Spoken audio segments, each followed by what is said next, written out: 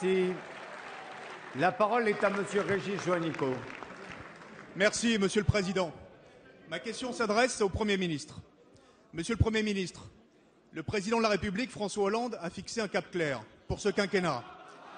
Le redressement de notre pays dans la justice, avec une priorité, la jeunesse. Tous les indicateurs dont nous disposons sur la situation des jeunes sont alarmants, en particulier la pauvreté.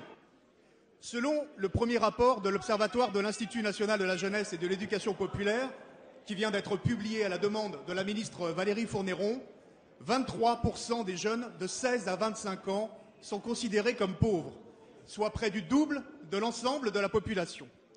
Depuis 2004, le taux de pauvreté des jeunes a progressé de 5 points. Selon l'étude, le taux d'extrême pauvreté des jeunes, ceux qui vivent avec moins de 576 € par mois, s'est accru de près de 40% entre 2007 et 2009. Nous pouvons tous le constater. De nombreux jeunes renoncent aujourd'hui à se soigner ou ne trouvent pas à se loger, faute de moyens financiers. Ils sont de plus en plus nombreux à avoir recours aux associations de solidarité ou aux épiceries solidaires pour se nourrir. Monsieur le Premier ministre, votre gouvernement a pris à bras-le-corps cette situation avec des premières mesures volontaristes en faveur de l'accès au logement et à la santé, avec la priorité redonnée à l'éducation nationale et le plan de lutte contre le décrochage scolaire, avec les premiers emplois d'avenir signés sur nos territoires, avec le contrat de génération que nous allons bientôt examiner à l'Assemblée nationale, avec enfin la sécurisation des parcours professionnels qui fait l'objet d'une négociation entre les partenaires sociaux. Au-delà des jeunes, ce sont 8 600 000 de nos concitoyens qui sont aujourd'hui en situation de pauvreté. Alors, Monsieur le Premier ministre, vous avez conclu ce matin la conférence nationale de lutte contre l'exclusion. Quelles sont les mesures concrètes que vous pouvez annoncer à la représentation nationale? Merci. La parole est à Monsieur le Premier ministre. Oui, merci, Monsieur le Président. Mesdames, Messieurs les députés, Monsieur le député Régis Juanico, nous avons un immense défi à relever, vous venez de le rappeler. La pauvreté en France, c'est plus de 14% de la population. Malheureusement, ce taux de pauvreté a augmenté depuis 2002. Il était en baisse sensible et depuis 10 ans, il n'a fait que progresser.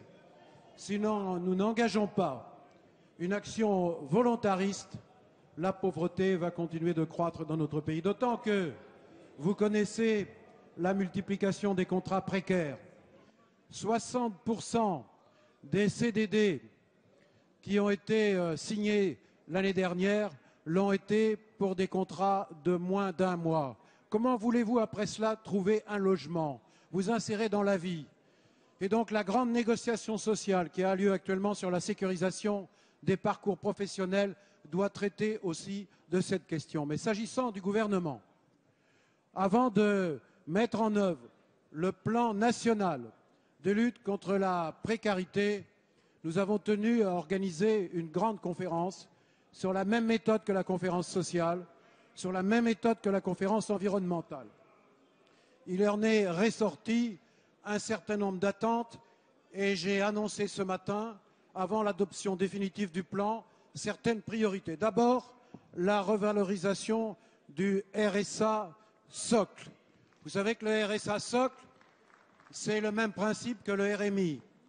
Mais le RMI, en 1999, prévoyait un niveau de 50% du SMIC. Ce niveau a été respecté de 1989 à 2002. Mais depuis 10 ans, il n'a cessé de se dégrader pour atteindre aujourd'hui un taux de 43%. Donc je me suis engagé ce matin à revenir au taux de 50%, certes pas d'un seul coup, ça serait très lourd financièrement, mais avec un engagement qui permettra, d'ici la fin du quinquennat, de passer à 10% supplémentaires, c'est-à-dire pour faire le bond en avant qui nous rapprochera très sensiblement des 50%. La deuxième chose qu'il faut faire, c'est le RSA activité. Il faut le réformer, non pas pour l'abandonner, mais pour le rendre simple et accessible. Il concerne les travailleurs en situation précaire, en complément de rémunération. Seuls 70% de ceux qui peuvent en bénéficier y ont recours. C'est ce taux de non-recours que nous voulons combattre. Et s'agissant des jeunes, vous venez de l'évoquer, le programme d'emploi d'avenir est en marche. Les contrats de génération, vous allez être saisis, mesdames et messieurs les députés, du projet de loi début janvier.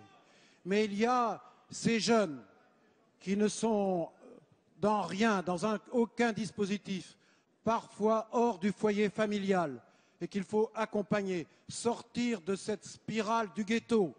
Eh bien, pour eux, nous avons proposé une garantie jeune qui consiste, dans un système de droits et de devoirs, de leur accorder un contrat d'1 an renouvelable, avec accompagnement personnalisé pour un parcours d'insertion, et y compris vers l'emploi, c'est-à-dire y compris les contrats d'avenir et les contrats de génération. Mais lorsqu'il n'y aura pas d'activité, il y aura solidarité, c'est-à-dire une rémunération à 50% du SMIC, c'est-à-dire au niveau du RSA. D'autres mesures concernent les familles. Je pense aux familles qui ont des difficultés à boucler leur fin de mois, les familles avec enfants, les familles nombreuses. Je pense aussi aux difficultés d'accéder aux soins.